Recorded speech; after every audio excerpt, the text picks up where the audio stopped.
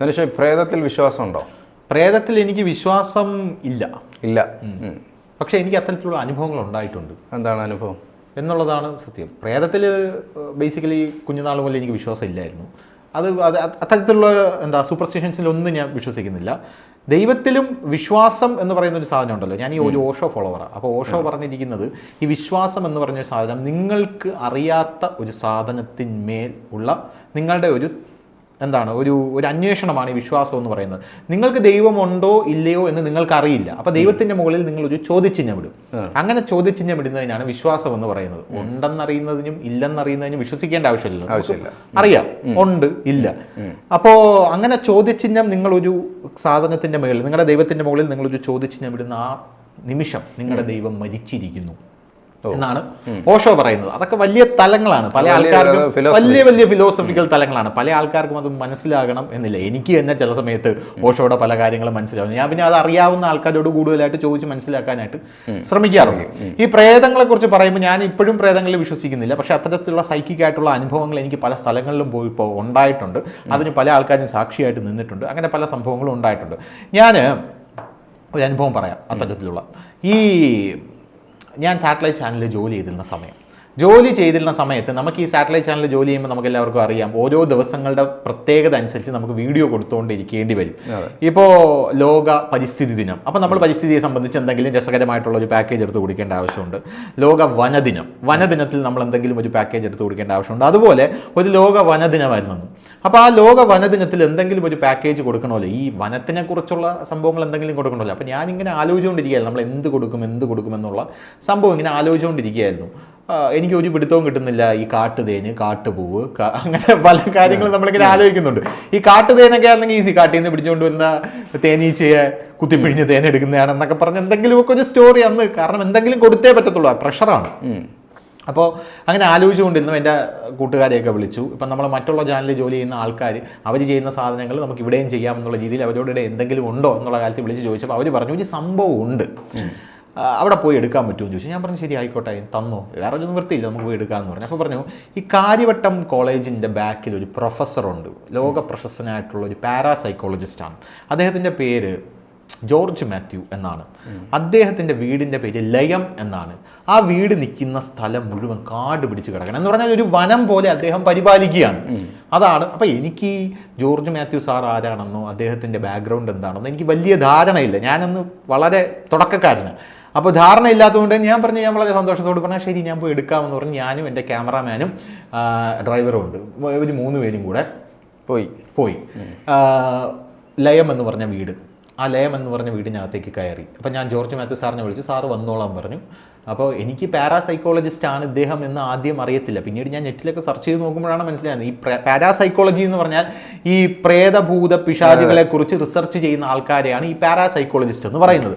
അപ്പം ഞാൻ അദ്ദേഹത്തിൻ്റെ വീട്ടിലേക്ക് ചെന്ന് ഞാൻ വീട് തുറന്നകത്തേക്ക് കയറി. വീട് കണ്ടാൽ തന്നെ പേടിയാവും എന്ന് പറഞ്ഞാൽ ചുറ്റും മരങ്ങളും കാട്. അത് കണ്ടപ്പോൾ എനിക്ക് സന്തോഷമായി, കാരണം ഇത്ര ഗംഭീരമായിട്ട് ഇത് പരിപാലിക്കുന്ന ഒരാൾ ആണല്ലോ. പക്ഷേ ഇദ്ദേഹം ഒരു ഹോണ്ടഡ് ഹൗസ് ആക്കി മാറ്റാനാണ് ഇതിനെ ഇങ്ങനെ ഇട്ടിരിക്കുന്നതെന്ന് എനിക്ക് എപ്പോഴും മനസ്സിലാവുന്നില്ല. നമ്മൾ ഈ ബ്രഹ്മയുഗം സിനിമയില് മമ്മൂട്ടിയുടെ ആ വീട്ടിലേക്ക്, മമ്മൂട്ടി ചാത്തനാണല്ലോ, സ്പോയിലറാണ്, മമ്മൂട്ടി ചാത്തൻ ആ സിനിമയ്ക്കകത്തേക്ക് അർജുൻ അശോകൻ കയറി ചെല്ലുമ്പോൾ അർജുൻ അശോകൻ മനസ്സിലാക്കുന്നില്ല ഈ മനക്കകത്ത് ചാത്തൻ ഉണ്ടെന്ന് മനസ്സിലാക്കുന്നില്ല. അതുപോലെ ഞാൻ അതിനകത്തേക്ക് കയറി ചെല്ലുകയാണ്. അപ്പൊ ഞാൻ ചെന്നപ്പോൾ എനിക്ക് സന്തോഷം, കാരണം മറ്റേ ചക്ക, മാങ്ങ, പ്ലാവ്, പോരാത്തതിന് വേറെ എന്തൊക്കെയോ ഉണ്ട്. അതിന്റെ ചുറ്റും വീട്ടിൻ്റെ അകത്തേക്ക് പോകാൻ തന്നെ ഒരുപാട് നടക്കേണ്ടി വരും. അതിൻ്റെ ചുറ്റും ഒരുപാട് സാധനങ്ങളുണ്ട്, ഒരുപാട് മരങ്ങളൊക്കെ പൂത്തൊലഞ്ഞ് നിൽക്കുന്നു. അപ്പം വളരെ സന്തോഷമായി. എന്നിട്ട് ഞാൻ സാറിനെ വിളിച്ചു. അതിൻ്റെ ആ വീട്ടിൻ്റെ ആ വനത്തിൻ്റെ ഒരു മിനി വനമാണ്. ആ മിനി വനത്തിൻ്റെ ഒത്ത നടുക്കാണ് പുള്ളിയുടെ വീട്, 2 നില വീട്. ഞാൻ അവിടെ നിന്ന് സാറിനെ വിളിച്ചു. സാർ എവിടെയാണ് ചോദിച്ചു. അപ്പോൾ പുള്ളിക്കാരൻ അതിൻ്റെ ഓപ്പോസിറ്റ് ഒരു ഹോട്ടലോ അങ്ങനെ എന്തോ ഒരു കാര്യമുണ്ട്, അവിടെ പോയി ഭക്ഷണം കഴിക്കുന്നത്. പുള്ളിക്കാരൻ അവിടെ നിന്ന് വന്നിട്ട് പറഞ്ഞു ഹായ് ധനുഷ് എന്ന് പറഞ്ഞ് കൈ തന്നു. ഞാൻ പറഞ്ഞു ഓക്കെ സാർ, ഞാൻ ഇന്ന സംഭവത്തിന് വേണ്ടി വന്നിരിക്കുകയാണ് എന്ന് പറഞ്ഞപ്പോഴാണ് പുള്ളിക്കാരൻ്റെ ഒരു ബാക്ക്ഗ്രൗണ്ട് എന്നോട് പറയുന്നത്. ഞാൻ ഇങ്ങനെ ഒരു പാരാസൈക്കോളജിസ്റ്റാണ്. ഞാൻ പറഞ്ഞു പാരാസൈക്കോളജിസ്റ്റ്, ഈ പ്രേതങ്ങളെയൊക്കെ പറ്റി ചെയ്യുന്ന, അതെ അങ്ങനെ തന്നെ. അപ്പോൾ എനിക്ക് ഇൻട്രസ്റ്റ് ആയി. നമ്മൾ ഈ കഥകളൊക്കെ കേൾക്കാൻ വളരെ ഇൻട്രസ്റ്റ് ആണല്ലോ. ഞാൻ പറഞ്ഞു സാറിന്, ഞാനും പുള്ളിയും കൂടെ വീട്ടിനകത്തേക്ക് പ്രവേശിച്ചു. ഈ വീട് എന്ന് പറയുമ്പോൾ നമ്മൾ വിചാരിക്കുന്നത് നല്ല അടക്കവും ഒതുക്കവും അച്ചടക്കവും ഉള്ള ഒരു വീടാണ്. ഇത്രയും അത് ഏക്കർ കണക്കിന് ഭൂമിയാണെന്നാണ് എനിക്ക് തോന്നുന്നത്. അതിൻ്റെ നടുക്കൊരു വീട്. ഈ രാത്രിയായി കഴിഞ്ഞാൽ ആ വീട്ടിനകത്ത് പ്രവേശിക്കാൻ തന്നെ ആർക്കായാലും പേടിയാവും. കാരണം ഇത്രയും വനമല്ലേ, വനം പോലെ ഒരു മിനി വനമല്ലേ, അതിനകത്ത് ഒരു ലൈറ്റ് പോലുമില്ല, അകത്ത് ആരും കയറത്തില്ല, പേടിക്കും, ഉറപ്പായിട്ടും പേടിക്കും. അപ്പം ഞാനിങ്ങനെ ആലോചിച്ചു, സാറെന്താ ഇങ്ങനെ ഇട്ടേക്കുന്നത്? അത് പുള്ളി ഒന്നും വിട്ട് പറയുന്നില്ല.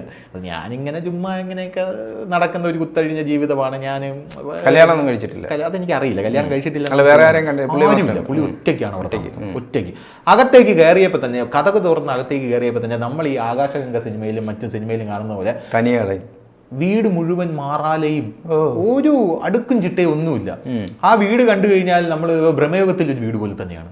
അകത്ത് കയറി കഴിഞ്ഞാൽ ഒരുപാട് സാധനങ്ങൾ അവിടെ ഇവിടെയൊക്കെ കൂട്ടിയിട്ടിരിക്കുന്നു. തൂക്കുന്നില്ല, തുടയ്ക്കുന്നില്ല, മുറി ഒതുക്കുന്നില്ല, വൃത്തിയാക്കുന്നില്ല. വർഷങ്ങളുടെ പഴക്കമുള്ള ഒരു വീട് അകത്ത്. പക്ഷെ പുറത്തുനിന്ന് നോക്കി കഴിഞ്ഞാൽ വലിയ പ്രശ്നമില്ല. അകം വർഷങ്ങളുടെ പഴക്കമുള്ള ഒരു വീടാണ്.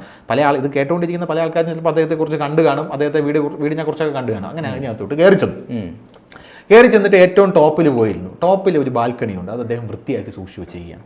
അവിടെ ചെന്നിരുന്നു. അപ്പം എനിക്കെപ്പോഴും നമുക്കിതിലൊന്നും വിശ്വാസമില്ലാത്ത കാര്യത്തിൽ, ഇപ്പം വിശ്വാസം ഇല്ലെങ്കിൽ ഒരു ഗുണമുള്ളതെന്ന് പറഞ്ഞാൽ നമ്മൾ പേടിക്കില്ല എന്നുള്ളതാണ്. മനസ്സിലായില്ലേ? ഇപ്പം നമുക്ക് മനസ്സിനൊരു ചാബല്യമുണ്ട് എന്നുള്ളൊരു സംഭവം ഉണ്ടെങ്കിൽ നമ്മൾ പേടിക്കും. മനസ്സിലായില്ലേ? ഇപ്പം നമ്മൾ ഇവിടെ ഇരിക്കുന്ന ഈ മുറിക്കകത്ത് തന്നെ നമ്മൾ വളരെ സന്തോഷമായിട്ടിരിക്കുന്നു. ഇവിടെ ഒരാൾ തൂങ്ങി മരിച്ചതാണ് എന്ന് പറഞ്ഞു കഴിഞ്ഞാൽ ഇവിടെ സന്തോഷമായിട്ട് നമുക്ക് ഇരിക്കാൻ പറ്റത്തില്ലല്ലോ. പക്ഷെ അത് അറിയുന്നില്ല. അറിയുന്നില്ലെങ്കിൽ നമുക്ക് സന്തോഷമായിട്ട് ഇരിക്കാൻ പറ്റും. അങ്ങനെ ഉണ്ടെങ്കിൽ നമ്മൾ പറയും വീട് മാറണം, ഇവിടെ നെഗറ്റീവ് എനർജി ഉണ്ട്. നമ്മൾ എന്തെങ്കിലും ചെയ്തു കഴിഞ്ഞാൽ അതിലെന്തെങ്കിലും മിസ്റ്റേക്ക് വന്നാൽ നമ്മൾ ഉടനെ പറയും ഇതാണ് കാരണം എന്ന് പറയും. അപ്പോൾ അങ്ങനെ ഞാൻ അവിടെ ഇരിക്കുകയാണ്. പുള്ളിയുടെ സൈക്കിക് ആയിട്ടുള്ള അനുഭവങ്ങൾ, പുള്ളി ഇങ്ങനെ സൈക്കിക് എന്നാണ് പറയുന്നത്, ഈ പ്രേതബാധ കൂടിയ ആൾക്കാരെ സൈക്കിക് പീപ്പിൾ എന്നാണ് പറയുന്നത്. അപ്പോൾ അത്തരത്തിലുള്ള കഥകളൊക്കെ പുള്ളി എന്നോട് പറയുന്നുണ്ട്. പല കഥകളും ഞാൻ കേട്ടു. ഞാനൊരു പുച്ഛഭാവത്തിൽ അതിങ്ങനെ കേട്ടിരിക്കുകയാണ്. സ്വാഭാവികമായിട്ട് എനിക്കിതൊന്നും വിശ്വാസം ഇല്ലല്ലോ.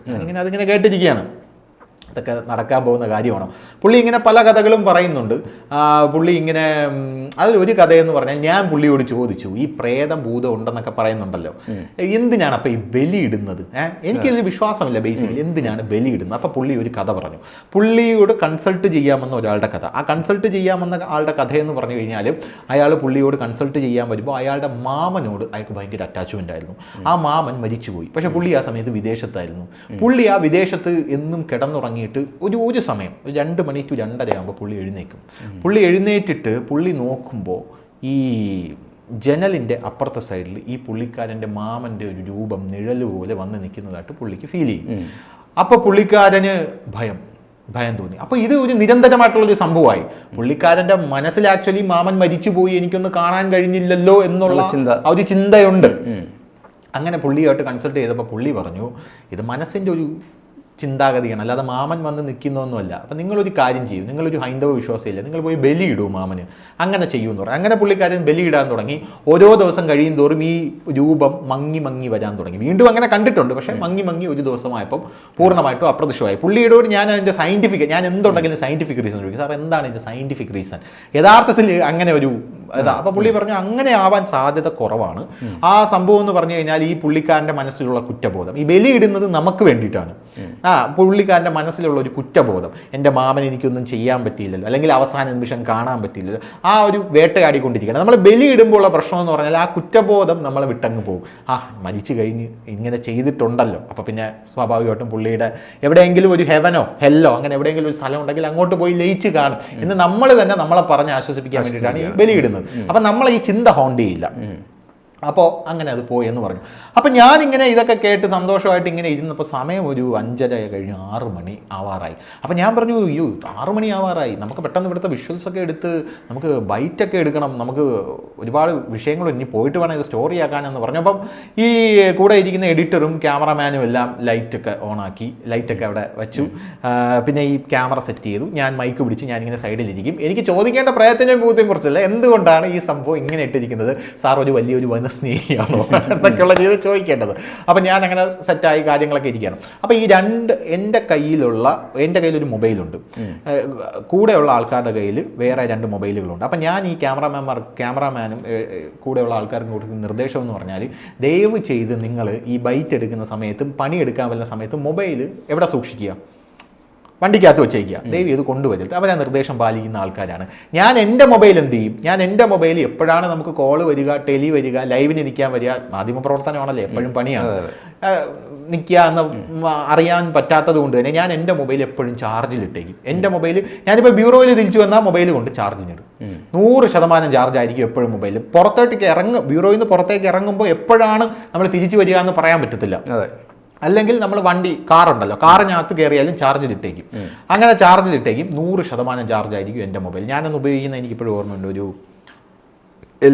സാംസങ്ങിൻ്റെ ഒരു J2 എന്ന് പറയുന്ന ഒരു മൊബൈലാണ്. ആ മൊബൈൽ ഫുൾ ചാർജായിരുന്നു, ചാർജിലിട്ടിരുന്നു. ആ ചാർജിലിട്ട് കഴിഞ്ഞ മൊബൈൽ ഫുൾ ചാർജ് 100%. പിന്നെ ഞാൻ ഈ കയറുമ്പോൾ ഒരാളോട് സംസാരിക്കാനായിട്ട് പണിയിലേക്ക് കടക്കുമ്പോൾ മൊബൈൽ ഫ്ലൈറ്റ് മോഡ് ഇടും. ഫ്ലൈറ്റ് മോഡ് ഇടുമ്പോൾ കോൾ ഒന്നും വരാൻ പാടില്ല. കാരണം ഞാനതൊരു പ്രിക്കോഷന് വേണ്ടി ഇരുന്നത്. എനിക്ക് അങ്ങനെ ഒരു സ്വഭാവമുണ്ട്. ഞാൻ ഈ മൊബൈൽ എപ്പോഴും ഇപ്പം തന്നെ അറിയാമല്ലോ, ഇപ്പം നമ്മളിവിടെ ചർച്ചയ്ക്ക് ഇരിക്കുമ്പോൾ പോലും എൻ്റെ മൊബൈൽ നോക്കിക്കഴിഞ്ഞാൽ മൊബൈൽ ഞാൻ സൈലൻറ്റിലിട്ടേക്കും. ഞാനത് ഉറപ്പ് വരുത്തും സൈലൻറ്റിലെന്ന്. വിമിക്സിൽ ഇരിക്കുകയാണെങ്കിൽ സൈലൻറ്റിലും ഫ്ലൈറ്റ് മോഡിലും ഇടും, രണ്ടിലും ഇടും. ഞാൻ അതുപോലെ സൈലൻറ്റിലും ഫ്ലൈറ്റ് മോഡിലും ഇട്ടിട്ടാണ് പോകുന്നത്. അപ്പോൾ ഞാനങ്ങനെ സൈലൻറ്റിലും ഫ്ലൈറ്റ് മോഡിലും ഒക്കെ ഇട്ട് നമുക്കിത് എടുക്കാം, അതെല്ലാം ഉറപ്പ് വരുത്തിയ ശേഷം നമുക്കിത് എടുക്കാം എന്ന് പറഞ്ഞ് ഞാനിങ്ങനെ ബൈറ്റ് ഇങ്ങനെ വയ്ക്കുന്നതിന് തൊട്ട് മുമ്പ് പെട്ടെന്നൊരു അട്ടഹാസം, ഒരു ഡിജിറ്റൽ അട്ടഹാസം. സംഭവം എൻ്റെ മൊബൈലിൽ നിന്നാണ്. എന്നിട്ട് ഒരു ആക്രോശം, ഒരാക്രോശം മനസ്സിലല്ലേ? എന്നെ നശിപ്പിക്കാനാണ് നീ ശ്രമിക്കുന്നതെങ്കിൽ അതിനു മുമ്പേ നിന്നെ ഞാൻ നശിപ്പിക്കുമടാ.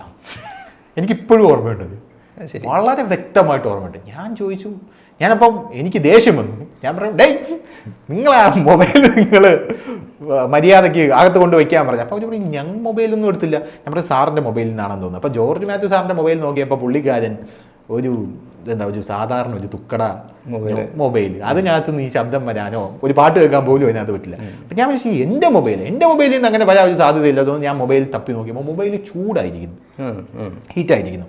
മൊബൈൽ എടുത്ത് നോക്കിയപ്പോൾ 100% ചാർജിൽ ഞാനിട്ട് ഫ്ലൈറ്റ് മോഡിലിട്ട് അത് ഇതിലിട്ട മൊബൈൽ 100% നിന്നും മൊബൈൽ ബാറ്ററി ഡ്രെയിനായി 50% നിന്ന് താഴെയായിരിക്കും. അപ്പം ഞാനിങ്ങനെ ആലോചിച്ചു, ഇങ്ങനെ ഈ 50% താഴെയാവും, അങ്ങനെ വരാൻ യാതൊരു വഴിയില്ലല്ലോ. ഞാൻ 100% ഇട്ട് തിരിച്ചു കൊണ്ടുവന്നതാണ്. ഈ മൊബൈലിൽ നിന്നാണ് ഈ ശബ്ദം കേട്ടിരിക്കുന്നതെന്നാണ് ഞാൻ ഇപ്പോഴും വിചാരിക്കുന്നത്. കാരണം അതൊരു ഡിജിറ്റൽ വോയിസ് ആയിരുന്നു.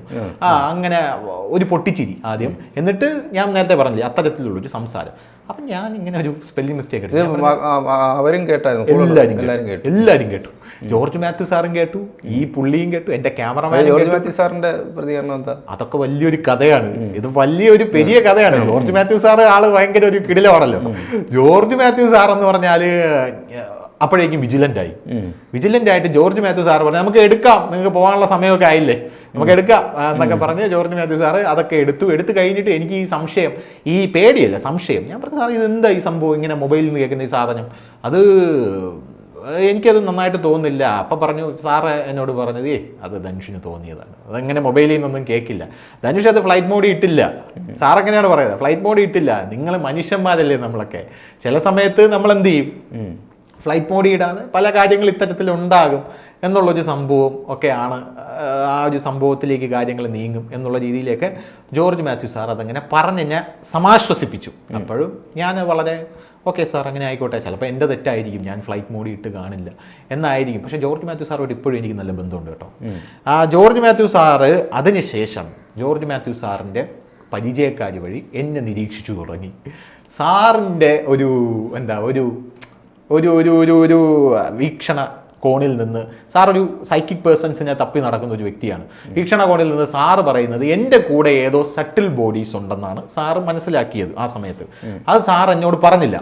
എൻ്റെ കൂടെ ഏതോ സട്ടിൽ ബോഡീസ് ഉണ്ടെന്നും ആ സട്ടിൽ ബോഡീസിന് എന്നോടെന്തോ പറയാനുണ്ടെന്നും അതിന് സമാനമായിട്ടുള്ള ഒരു അറ്റ്മോസ്ഫിയർ കിട്ടിയപ്പോൾ അവർക്ക് പറയാൻ പറ്റുന്ന രീതിയിൽ അത് പെട്ടെന്ന്, കാരണം ഈ പുള്ളിക്കാരൻ്റെ വീട്ടിനകത്ത് കയറുമ്പോൾ തന്നെ നമ്മുടെ ഒരു മനോനില വേറൊരു രീതിയിലേക്ക് മാറും.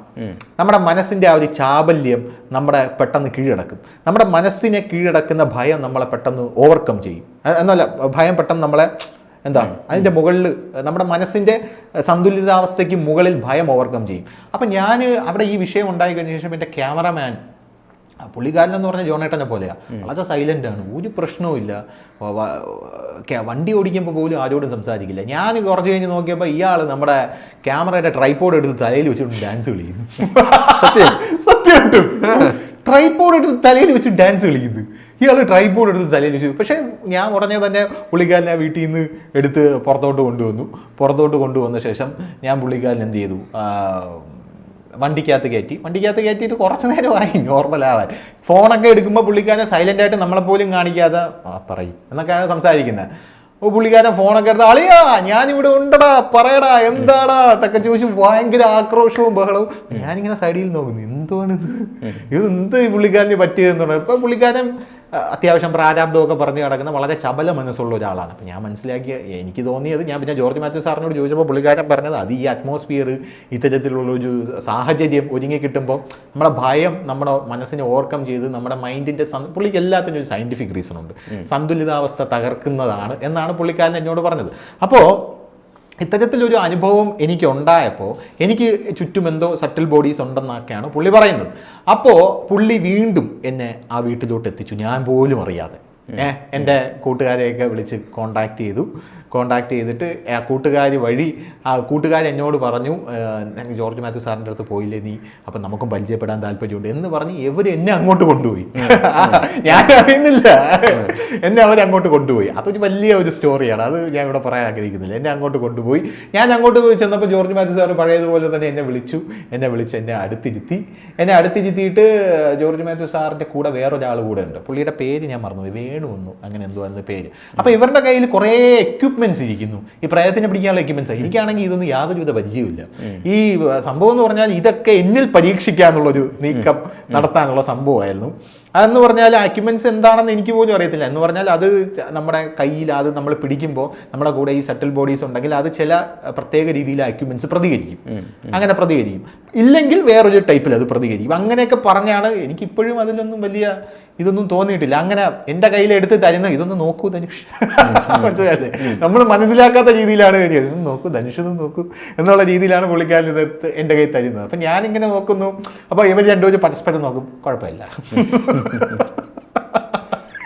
എന്നിട്ട് വീണ്ടും കുഴപ്പമില്ല. എന്നിട്ട് അവസാനമാണ് എന്നോട് ഇവർ പറയുന്നത് ഇങ്ങനെ ഒരു വിഷയം എന്ന് പറഞ്ഞാൽ, എൻ്റെ കൂട്ടുകാരാണ് എന്നോട് പറയുന്നത്, എൻ്റെ ഫ്രണ്ട്സാണ് എന്നോട്. ഞാനപ്പോൾ ദേഷ്യപ്പെട്ടു, എനിക്ക് ഭയങ്കര ദേഷ്യം. നിങ്ങളിത് ഇങ്ങനെ ഒരു സംഭവം ഉണ്ടെങ്കിൽ എന്നോട് എന്ത് പറയാത്തത്, അപ്പോൾ അത് മോശമല്ലേ, അത് എന്നോട് പറയണ്ടേ എന്നുള്ള രീതിയിൽ ഞാനോട് ദേഷ്യപ്പെട്ടു. പിന്നെ ആ സംഭവം അങ്ങനെ പോയി. ജോർജ് മാത്യു സാറുമായിട്ട് എനിക്ക് ഇപ്പോഴും നല്ല ബന്ധമാണ്. പക്ഷേ ഈ ഒരു സംഭവം എങ്ങനെയാണ് ഉണ്ടായത് എന്നുള്ള ഒരു എന്താ പറയുക, ഒരു സാധനം ഉണ്ടല്ലോ, അത് ഇപ്പോഴും മനസ്സിലായിട്ടില്ല. എനിക്ക് മനസ്സിലായിട്ടില്ല, പുള്ളിക്കാരൻ അത് കണ്ടുപിടിക്കാൻ ശ്രമിച്ചിട്ട് പുള്ളിക്കാരനും അത് മനസ്സിലായിട്ടില്ല, കൂടെയുള്ള ആൾക്കാർക്കും അത് മനസ്സിലായിട്ടില്ല.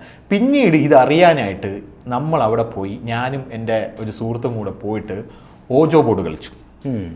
ഓജോ ബോർഡ് എന്ന് പറഞ്ഞ സംഭവം കളിച്ചു. എന്തായാലും ഇപ്പൊ ഇത്രയും പിന്നെ അവിടെ ഓജോ ബോർഡും കാര്യങ്ങളൊക്കെ ഉണ്ട്. ആ ഓജോ ബോർഡ് കളിച്ചപ്പോ ഞാൻ വരെ ഞെട്ടിപ്പോയ ഇൻസിഡന്റ് അപ്പോൾ ഉണ്ടായിട്ടുണ്ട്. എന്തായാലും അത് നമുക്ക് അടുത്തൊരു എപ്പിസോഡിൽ പറയാം. ഈ എപ്പിസോഡ് നമുക്ക് ഇതുകൊണ്ട് നിർത്താം. ഉദ്വേഗം ഇവിടെ അടുത്ത ഓജോ ബോർഡ്. ശരി.